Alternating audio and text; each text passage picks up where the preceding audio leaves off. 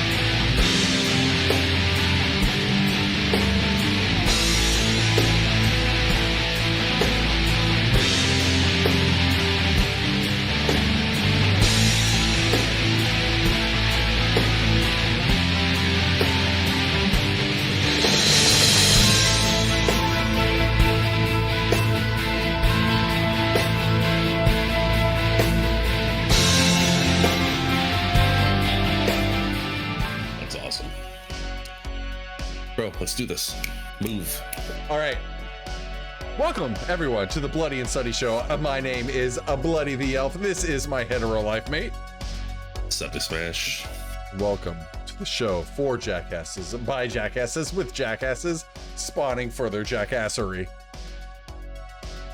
Tonight, we're doing what we thought we'd be doing this whole time with this show. We're going to talk about a video game tonight. Wow. We sure are. As a matter of fact, we're going to talk about the video game that we are going to be playing shortly. Immediately afterwards, and if it seems like this show's rushed, it's because we really want to go fucking play it.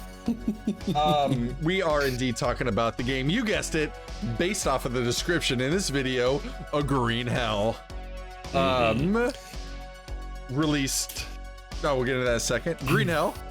After that, a little This Weekend Dumb. After that, I'm assuming it's going to be a jungle-featured Rotten Tomatoes game. Wilderness survival. Okay, sounds good. And let's get straight into it, man. Let's talk about Green Hell. Released by, was it Creepy Games in September Creepy Jar, that's it. Creepy Jar in, what do we got? 2018. 2019. So says Steam anyway. I got 2018, but you're good. That's okay. All so good. Either way, point being, we're a little late to this party. But yeah. What that allows us to do is get now this game is all done. No more patch updates to fix shit. This is what the game is. So I feel justified in going back. And then also we got it on Steam for $8. So we did. So why not jump into it and let's talk about it. Best survival game you've ever played? Yeah, man. Yeah, it's like with the Forest. The Forest is the first one that we played, or the first one that I've played of this kind, and it was let's switch this up a bit. It was forgiving, you know? Yeah. Like if you died, you could respawn, go get all your shit, and go get your little continue bag. on. Yeah, go get your little bag of shit. And it's that way in a lot of games too. Like with Fallout did the same thing, yeah? Mm-hmm. Yeah. And I don't know about the Force though, because I never died. You died 100 times. Yeah, I died lots. I was the same Asian guy all the way through. I couldn't die, I was Asian. I'm finishing this game Asian, goddammit. But yeah, sanity had absolutely no bearing on anything in the game other than being able to build effigies. But with Green Hell, man, it is vital. It's a huge component of that game. Here's the thing. I don't think if sanity makes you go insane and you hallucinate a bunch of people talking. Essentially, that's what it does, right? Outside of that, though, it's kind of just like, is it just an annoying part of the game? Like, is it really? Well, I've only gone insane once, but I was insane for like 45 straight minutes once because I couldn't get out of it. I didn't realize I had a worm on me, so it's just depleting my sanity constantly. So no matter how much like I ate the little snails that gain you the sanity back, and I'm eating the just toads, kept depleting. And it's just I couldn't even. I was so far in the red that it took me, once I figured it out, a significant period of time trying to get my way back. Because after I realized I had a worm, I didn't know how to get like what to do about it. So I'm like Googling shit like, I don't know why. Worms. But yeah, Green Hell. It takes you through this. It takes you through this tutorial and teaches you the basics of the game. You can create bandages, all that other fun stuff. You need to eat constantly. Or you will die. Like constantly, yeah. And the insanity thing I think comes into play more, I think, later in the game as you get to where there's more like tribesmen around, I imagine, and like attacks become more frequent, because I feel like in the starting area they're not, pursuing you too terribly hard, but they are aware of your presence, but they don't really seem to care, I guess is one way of looking at it. But I'm gonna go. Okay, so I was a huge fan of the forest, and this game is very similar to that one. A lot of the mechanics work the same way, which isn't necessarily a bad thing. It's just like Battlefield and Call of Duty are similar in a lot of ways. These two are as well. Same with like Scum. If you guys, anybody out there's played Scum, this one is very similar to the way that one works. That one's way over the top, but this one's kind of like a watered down version of that. If you've played that one, or like a more intense version of the forest. I am in love with this game. That's a good way to put it. It is a more intense version of the forest. Because Sencho says that the forest is more focused on exploration than survival, really, and I don't disagree at all. But it's, I feel like there's exploration that gets like you get rewarded for exploration in this game as well, with like journal entries and that sweet lore. But it's a trip, man. It is a fucking trip. And I mean, I guess this is true of any survival game. Much easier with two players. Much easier with two players. Going through it myself, like just alone, I was struggling. Like the first time I played with, like, just right out of the tutorial, I'm like, oh, I'm gonna go catch this frog. I caught a poison frog and then ate a bad mushroom, so I had food poisoning and I was poisoned by the frog, and then I got a fever, and then I had leeches on me, and then I started getting dehydrated.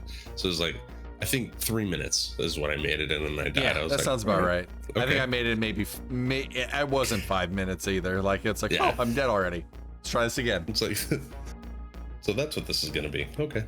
Okay, this is hard. I got it. Oh, yeah, exactly. Hi, baby. This game is not interested in me living through it. I got it. Okay. But it's like, it's like anything else, though. It's like you start to iron shit out, and then like certain elements are static. So it's like, where you're going, sort of. You get landmarks. Yeah. The watch and the map are a nice touch. I like that. There's no map marker for where you are. No, I really enjoy that. Like having to use the grid. Yeah, you have to use the grid. But yeah, man, this is I'm very in love with this game. Thank you. Can't wait to play it again soon. I'd say it's the best survival game I've ever played. I'm fairly limited as far as the ones that I've been through, but real good. Yeah, I've played obviously The Forest, Scum, Myth Survival, The Infected. I've played Medieval something or other, which is all like Valheim. I've played a shitload of survival games, not necessarily all survival horror. This one is my favorite. And if you get it right now, go to Steam right now. It's on sale. You can grab it for $8. I think full pop, those only like $20-$30. Well worth it. I would pay that for normally. No problem. Yeah.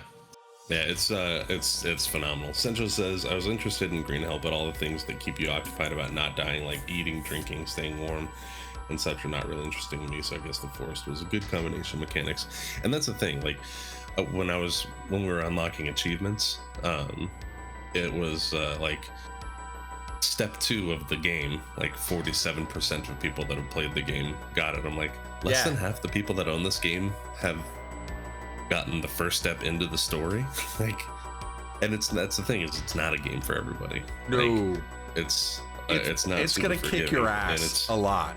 Yeah, and the way you learn things in it is through trial and error, because there's like undocumented like plant species. That's your whole job, like as your character. That's what I thought you were gonna be like undocumented workers.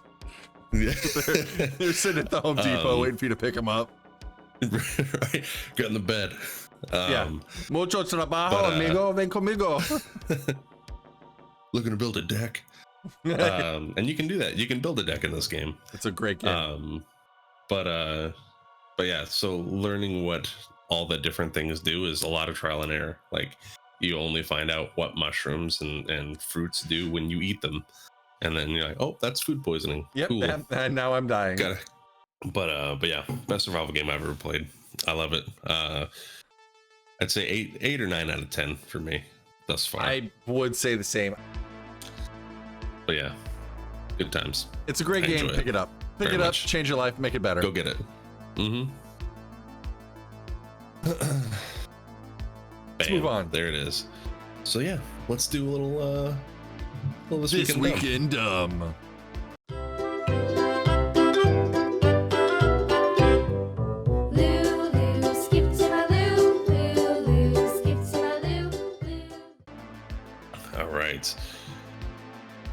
Y'all like Kid Rock concerts? Do we ever? I've seen Kid Rock live before. Oh, that's good. Did you know that Kid Rock has a bar? I did not know that. Yeah, it's Kid Rock's Big Honk. Yeah, Kid Rock's Big Honky Tonk. So a man in Nashville was arrested at Kid Rock's bar for removing his colostomy bag and swinging it around. The writing on this is fantastic. It says, "We had a real life shitstorm at Kid Rock's last night, people." No, literally. According to Scan Nashville on Twitter, a call came over the Metro Nashville police radio last night for assistance at Kid Rock's big ass honky tonk rock and roll steakhouse. There was a man who was stirring up shit at the bar, and by that I mean he had removed his colostomy bag and was flinging literal poo around at others. According to Scanner Traffic, this was the third time the police had been in contact with that man that night, as he had previously refused medical detention both times. Then when police encountered the man again, he removed his colostomy bag and began flinging poo on the responding officers. But yeah, so that's essentially what happened. Cops got called on this guy a few times, and he was like flinging his shit real good. So one of the things that through this global pandemic we have both enjoyed very much was the ridiculous shit people have claimed in regards to like how to avoid getting it and how to protect yourself from it, like rubbing essential oils on the inside of your anus, or drinking your own pee, and various just things like that. Of it, though. Not a lot. So the BJP MLA recommends drinking cow urine to stop the COVID spread and demonstrates on camera. So this is, of course, coming from the, not to make light, I mean, it's horrible. People are dying in India, but it's really, really bad there. So, yeah, because there is a lack of oxygen to provide people in, they're always warning like, hey, we're going to run out of room at hospitals. Like, this is a real thing. Well, they're now out of room, and people are now just dying because they can't get the oxygen that they need. So to help those people at home, Surendra Singh, the BJP MLA from Baria in Uttar Pradesh, has made a video of himself drinking cow urine while suggesting that it could protect against COVID-19. As COVID-19 cases continue to surge across India, the BJP MLA is a specific political party. This man is a political party leader in Uttar Pradesh. This guy has called on people's drinking of cow urine. They call it Gau Mutra to defeat COVID-19. Surendra Singh, the MLA from Baira, the Balia district, has also put a video of himself drinking the cow urine. So this guy, not only did he walk the walk here and talk the talk, he walked the walk. Yeah, and guzzled this shit down out of a fucking like gallon drum. Beaker. Just I thought it was gonna be out of like a beaker. Bloop, bloop. It was like a Mountain Dew commercial where he's just pouring it over his face. It was extreme. He's gonna eat some Doritos just after. Leaking out the sides. Oh yeah, just going down his chest. Getting all caught up in his beard. Yeah, it was all up in his hamburger meat, just all hanging out. So the video's now gone viral. Did he hold strong, or was it like a? I haven't watched it. I just found it on the fly. Oh, okay, fair. That's fantastic. So, debt collectors attacked restaurant with cockroaches. They didn't know cops were eating there. Oh no! So a gang of debt collectors were arrested in Taiwan's capital city for unleashing hundreds of cockroaches at a restaurant to intimidate its owner, just as police were throwing a dinner party there. The bug barrage took place on Monday evening. Surveillance camera footage shows two men running away from the restaurant, leaving what appeared to be hundreds of cockroaches at the reception. And there's a video, like they just brought him in, dumped him on the floor, and took off. And to the assailant's surprise, the restaurant was hosting a 700 guest police banquet at the time they released the insects. Taipei's the safest chief, place on the planet. Right. Chen Jai Chang said he arrived at the restaurant right after the attack and was puzzled by all the cockroaches on the floor. Police arrested 5 people the next day after investigating overnight. Said at a press conference, two of the men arrested were responsible for releasing the cockroaches, while 2 other men and an underage woman were in charge of filming and driving. They didn't know who was attending the banquet, so they regretted it a lot. So yeah, real good. Police said the gang were hired by another accomplice who remained at large to demand the restaurant return more than 15 million new Taiwan dollars. So the dude who owns the restaurant is like $540,000 in debt. So to strong arm him, they dumped roaches at a restaurant to eliminate his ability to pay, which, you know, counterintuitive, I guess. Yeah, you know, they really thought what are that you gonna through. do? Right? Get in there, bro. Are you ready? I'm excited about this one. Let me see here. Let me find out what score I have to beat. Okay, that's you. That's terrible. 123. All right. Okay. 123 is the score I have to beat. Shall we go over the rules? Sorry, man. I wanted to grab that so that we had it. The rules are such and as follows. The Rotten Tomatoes game is scored much like golf. The lower the score, the better off you are. We will hand out 5 movies based off of a central theme. My goal today will be to guess as close, if not exactly, the critic score. The closer you get to the exact score, the better, obviously. So if you guess the score dead on between 1 and 100, you get a 5-point deduction. For every point that you are off, you gain 1 point. For instance, if the movie score is 50 and you guess 75, you gain 25 points. That's bad. But if you guess it exactly, you get -5. That's good. Tonight, the score I have to beat was Sutty's score of last week, 123, which is a not great. That's not a great. You try to keep it under 100.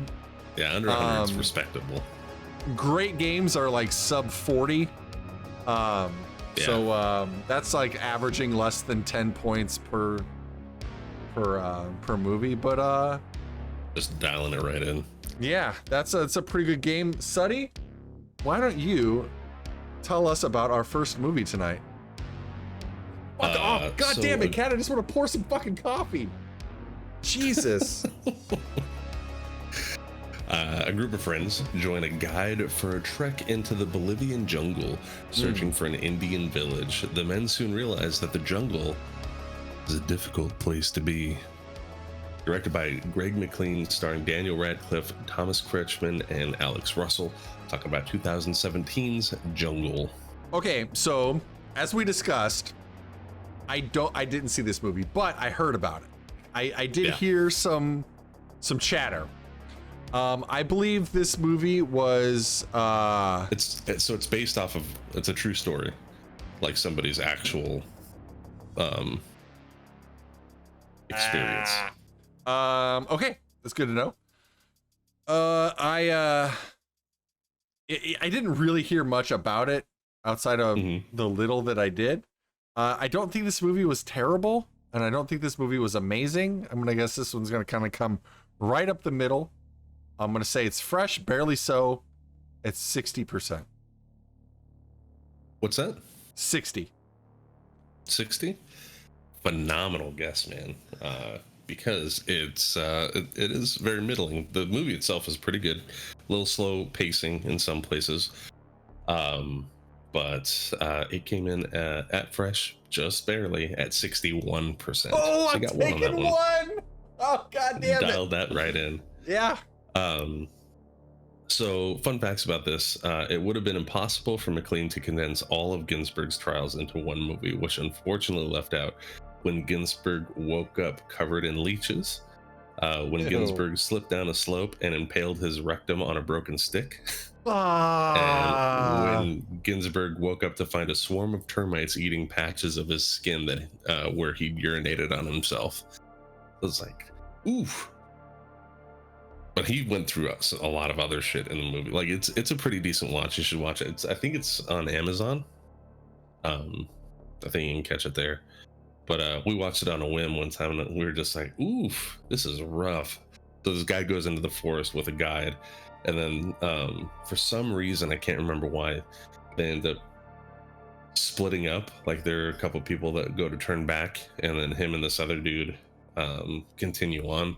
The people who turned back were never seen again. They have no idea what happened to them, so they likely died in the jungle. And then this guy was the only one that made it out, Ginsberg. So he wrote a book, and then they made that into a movie, and now here we are. Now I want to see the movie.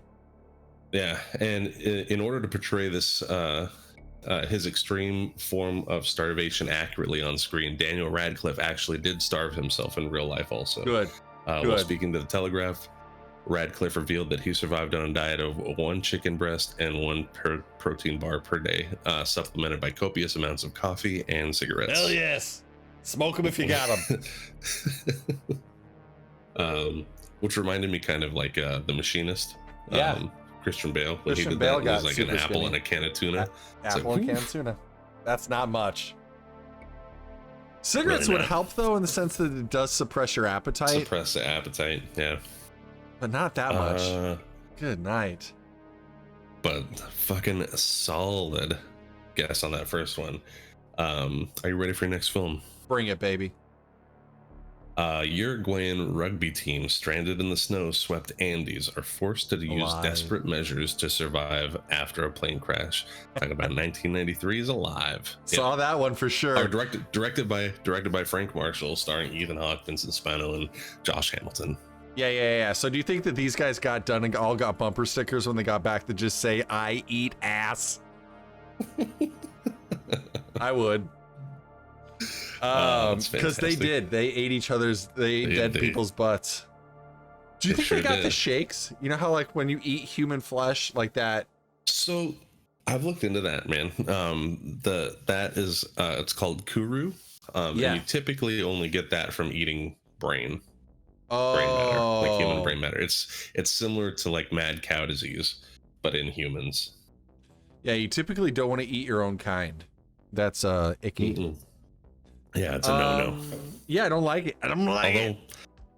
I'm curious.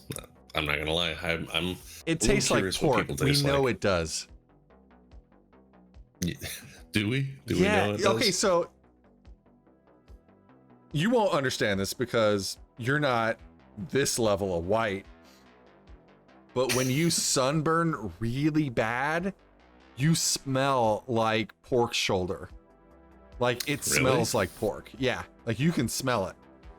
You put a little seasoned salt on there, maybe a little coriander. I bet that's real nice. Oh, that's awesome. This movie was excellent. I remember seeing it as a kid, and it like me too. Right? And remember when they found the toothpaste and they were so excited to eat toothpaste? Yeah. And I'm like, ooh, you're gonna want to go easy on that. That's gonna upset your stomach with all that fluoride in it. You're supposed to spit that out. Yeah, that's not for you to eat. But I would say, okay, here's the thing though. I haven't seen it since then, so I don't know. But I just have a hard time understanding like what people wouldn't like about this movie because again, true story, like really happened. I'm gonna say fresh, certified so 87%. 87? Yeah. What production company put? Was this Disney? No, this is very much not a Disney because there was cannibalism in it. Never mind. I'm thinking of Snow Dogs. That's what it was. Yeah. Close. It's like the same movie. Those dogs got hungry and they ate each other. Not as good, I guess, on that one. That one actually came up rotten, but just barely so at 59%. I don't know. I didn't dig too deeply into it because that's a fucking conspiracy right there. As we always do. Go ahead. Some fun facts here. Talk to me about it, and then when you are done with your fun facts, I will explain why the critics didn't like it. Okay. When rescue searchers were looking for the plane, like in real life, the actual crash, they couldn't see it due to the white color of the plane and the heaviest snow in the Andes from the last 50 years at the time. So yeah, it snowed a bunch. And a wallet from one of the survivors was found in 2005. An American hiker in the Andes stumbled upon the wallet of a survivor from the 1972 plane crash. The chance discovery, which also included a roll of film, cash, identity papers, and a jacket, had been buried in the snow for 32 years, a few meters from the crash. Uruguayan television reported the wallet's owner, Eduardo Strock, said memories came flooding back of the harrowing 72 days stranded on the mountain at freezing temperatures. It reminds me of some happy moments we had up there on the mountain, spiritual moments, as well as all the suffering and pain we went through. So yeah, fucking nuts. Not really fun facts about the movie, but like the actual shit that happened. But go ahead. Yeah, 72 days is insane. That's fucking nutty. I guess they were saying that it was a boring movie. One of them, one of the critics said, "Not every good story needs to be made into a movie." I would disagree with that. It just needs every good story needs to be told well. And they did that.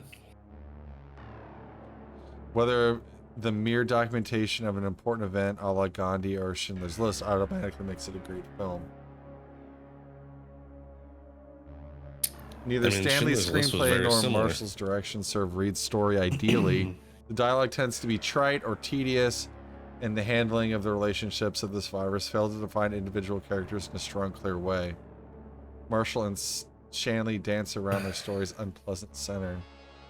didn't need to be there didn't need to be character development. That's not what the movie was about. It's about this harrowing thing that fucking these people went through. You know what I mean? You don't need. Here's another backstory. Let 'em- thing. Ethan Hawke was in it. Yeah. Ethan Hawke is not liked by critics for whatever fucking That's reason. fair. His goatee. Stupid face. Probably Actually, his goatee. I take that back. A vast majority of his movies are fresh. Vast majority. Yeah. 2 to well, 1. There you go. I don't understand this. Yeah, Rotten Tomato ratings can be weird, and it also depends on how many people have, how many critics have rated it. Oh, also. that's a good point. Let's take a look real quick. How many reviews? Oh, hang on. 27. Yeah. That's the thing, is when you have a lower amount of reviews on a film, it's gonna gear it towards that way. So Yeah. what It's could not universally be considered? I'm curious. What's the audience score? 68. Almost 70. Yeah. So 10 points that's higher. a bit more. That makes a bit more sense. Yeah. But well, yeah, there you go. When an expedition to the African Congo ends in disaster, a new team is assembled to find out what went wrong. Directed by Frank Marshall. Again, actually, this is another Frank Marshall movie. Starring Laura Linney, Tim Curry, and Dylan Walsh. Talking about 1995's Congo. Personally, really liked this movie. I like it when they shot enjoyed the fuck out of this movie. They shot the mean gorilla with the laser and all that shit. I think the book was fantastic. I think the movie may not have done so well.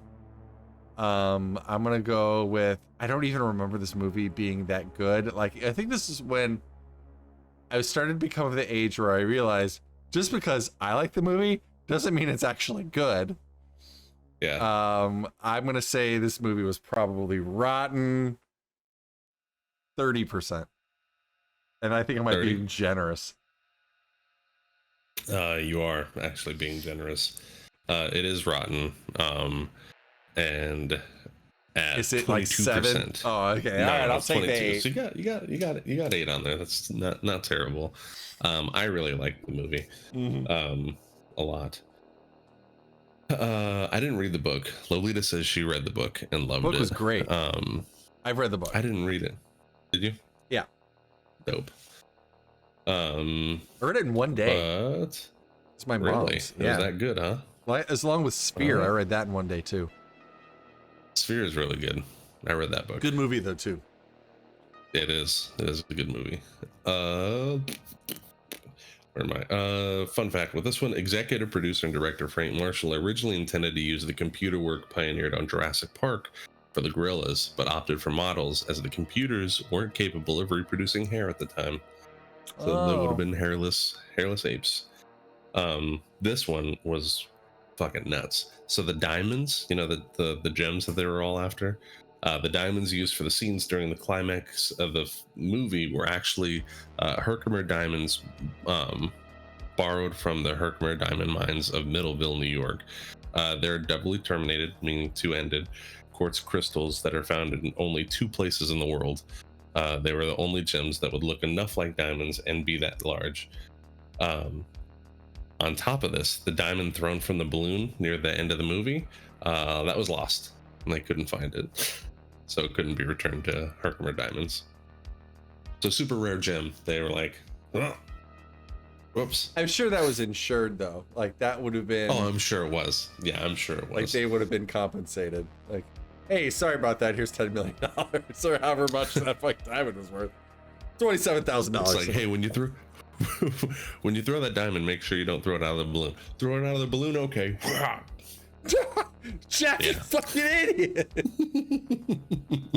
Bro, dare me not to throw this out the window. But yeah, I thought that was fun. You're having a good game so far, man. I'm enjoying it. I need you to tank these hard. That's what she said. Hey. After their plane crashes in Alaska, 6 oil workers are led by a skilled huntsman to survival, but a pack of merciless wolves haunts their every step. Directed by Joe Carnahan, starring Liam Neeson, Dermot Mulroney, and some big ass dogs. The Talking Muppets. about 2011's The Muppets. Yeah. The Gray. This was post Taken when Liam Neeson really hit his stride. I don't think this one. Here's the thing. I remember this.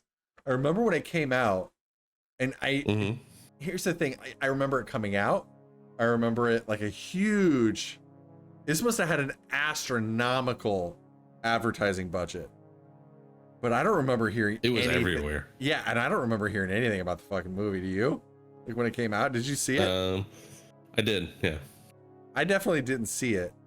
Not in theaters, but I mean, I saw it. Oh, I was gonna say, just in general, I never saw it.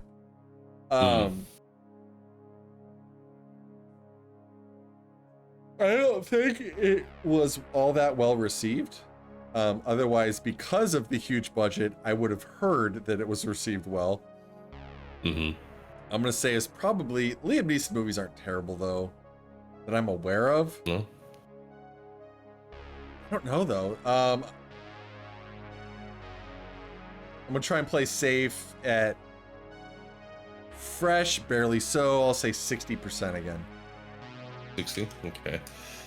It is actually fresh and certified so. At 79%. Okay. The biggest qualms with this movie is the ambiguous ending.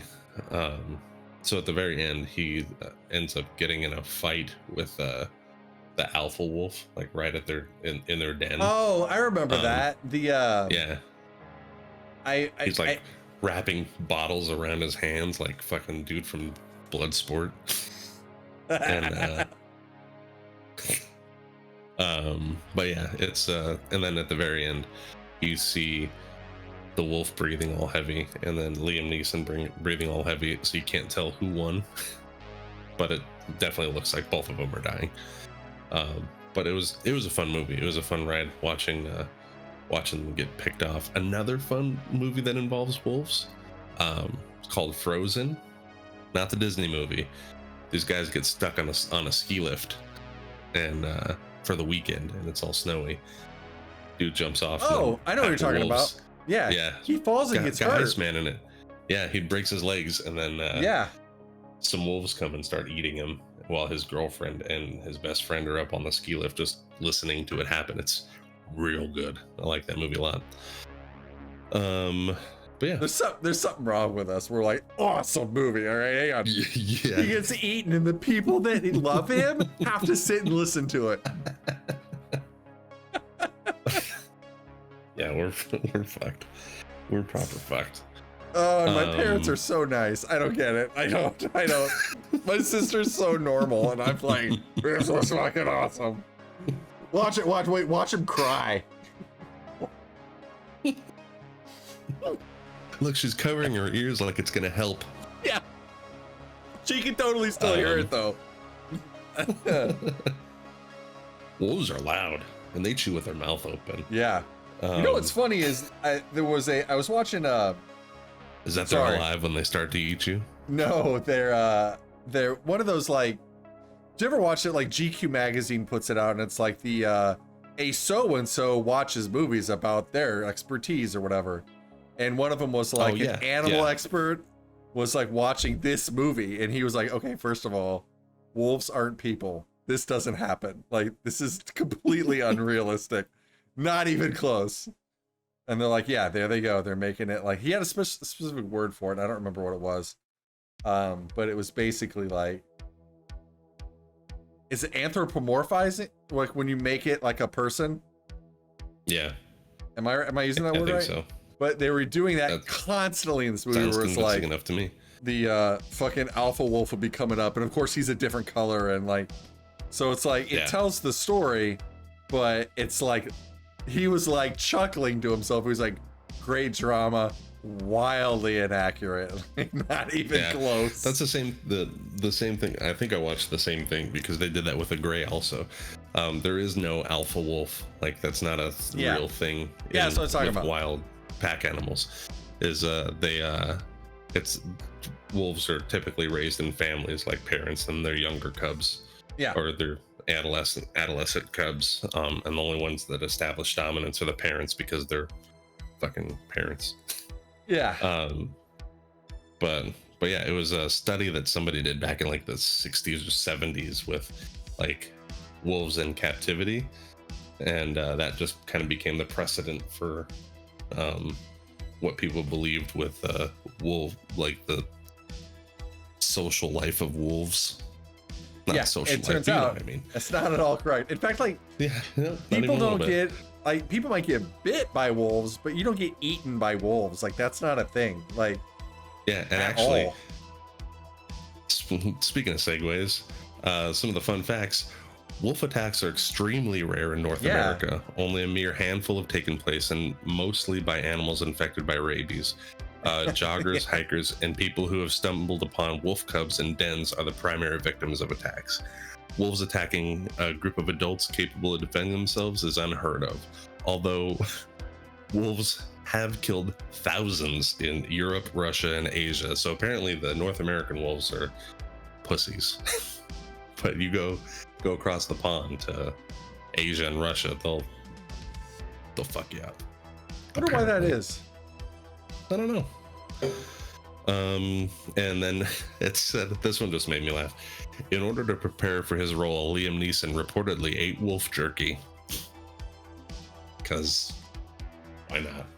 Why wouldn't he eat wolf jerky? So fucking meta, Liam. Way to go. You ready for your last one? You're having a pretty decent game. Yeah, I'm kicking your ass here, unless I get like 80 on this one, which could happen. Yeah. Hold on.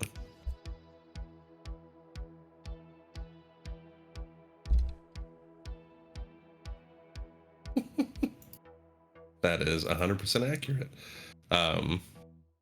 Just got played a blurb for Dwight with wolf facts. It's like fact or myth. Fucking wolves. Thank you for that.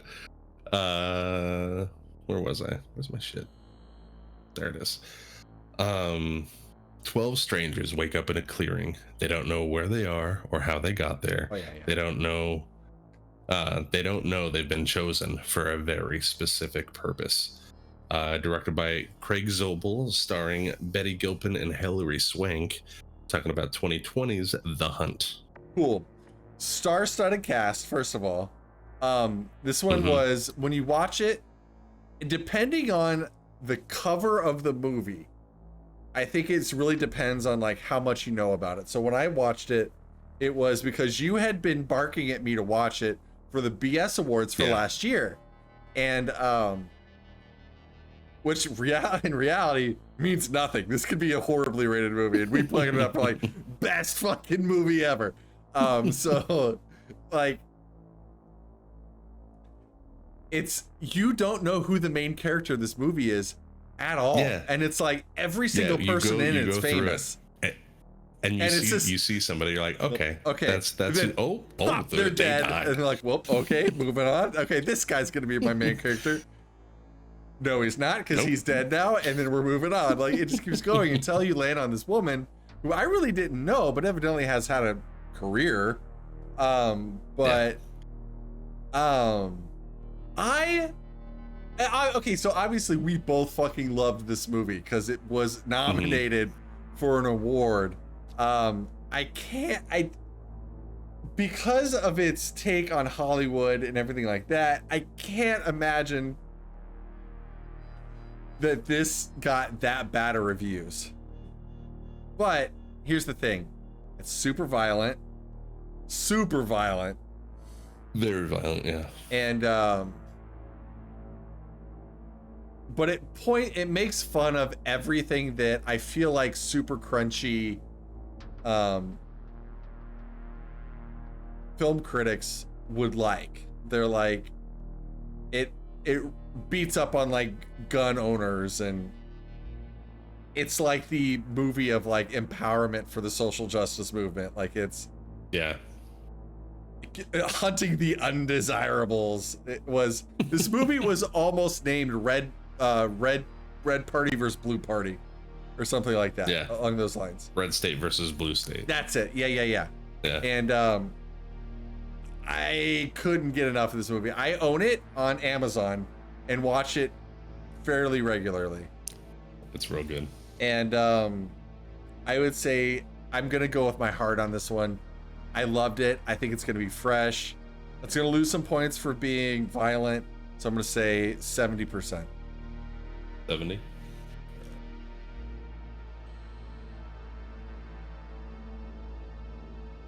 I can totally it's see. Actually not fresh. Could you see this going either way? Like it makes sense. I can, yeah. Either one. I'm like, Yeah, it makes sense. It does. One of our best movies of the year, Rotten. It is rotten. The irony is not lost on me. 57%. Okay, it's not that bad. No, it's not. It's not terribly rotten, but and I think it was just because of gratuitous violence and all that. Does lose points, but yeah, but it's such a fun movie, like start to finish. Like if you go in not knowing anything about it, that's the best way to watch this movie, because that's how I stumbled upon it. And then same. Watching it, and it's just like, oh shit. Yes, like, it's real good. But some fun facts. It had a tough release, man. Like really tough. I read about that. Not a good one. It was well, for a couple reasons. So the movie was yanked from its original release date due to mass shootings. And that was in September of 19. Yeah, and then it was rescheduled for March 13th, 2020 to then be affected drastically at the box office because of COVID. Yeah, that was March. So remember, March was when we shut down. So it came out. It was on demand a week later after its release date. So it got proper fucked. It didn't get the love that it deserved. It didn't. Yeah, it had no chance. They were better off releasing it with like bad taste than when they did. It was it got the Titanfall 2 treatment. Yes. Bad release date. It was it's bad release date. And then another fun thing is the military consultant Captain Dale is a reference to Dale Dye, who's been a technical advisor on many movies and who is also a captain, having retired from the United States Marine Corps. Yep. Times. You definitely beat me for sure. But by how much? You got out of there with an astounding 78. So you know what's funny is coming out real hot with that number one. Still did 78. I mean, I kept it under 100. Whoop your ass. Yeah, by 45. 45. And we'll play again next week. And we will. New scores. Or I guess I can just beat you. Beat this score. I don't know. However we want to work it. Whatever. And there it is. My fucking downstairs neighbors are slamming doors at 1:30 in the morning. They just shook my entire apartment right now. Okay, listen. The girl downstairs is super hot. Like, I get it. Or whatever. Mm-hmm. But good Lord. Shut the door. Don't slam it. Good night. Like, just hold it and shut. Just like this. You go, you put, and then you kind of turn the knob, and then you let it go. Versus just like... They just got passionate. Evidently, they got it. I don't think so. That's just slamming doors. Whatever. Phenomenal. Let's bring it home, baby girl. Let's do it. I'll let you bring it in. Listen, y'all we say this every week, and we mean it. If we've said it once, we've said it 100,000 times. You got a lot of choices for your viewing and listening pleasure. We've got music, you've got music videos, you've got funny videos, you've got sad videos, you got really cool guitar videos that I put out myself. But here's the thing, you watched this one, and that means something to me, and my little hetero life mate over there. And for that, we thank you passionately from our heart. Leave us a comment and we will send you nudes. My name is Bloody the Elf. This here, SuttySmash, telling you guys to keep it posy.